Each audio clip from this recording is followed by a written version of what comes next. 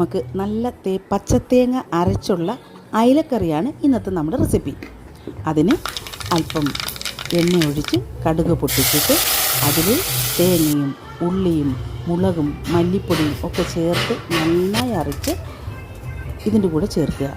ഒപ്പം അല്പം കറിവേപ്പില, 2 തക്കാളി, കുറച്ച് വാളൻപുളി പിഴിഞ്ഞ് അതിൻ്റെ ചാറ് ചേർത്തതിന് ശേഷം ആവശ്യത്തിന് ഉപ്പ് ചേർത്ത് വേവിക്കുക.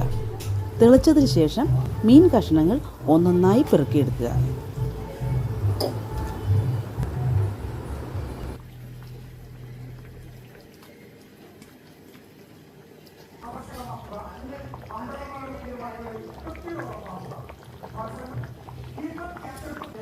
അയല പൊരിച്ചതുണ്ട്, കരിമീൻ വറുത്തതുണ്ട്, കുടംപുളിയിട്ടു വെച്ച നല്ല ചെമ്മീൻ കറിയുണ്ട്, തുമ്പപ്പൂ നിറമുള്ള ഉപ്പിലിട്ട മാങ്ങയുണ്ട്, ഉണ്ണാൻ വാമച്ചമൻ.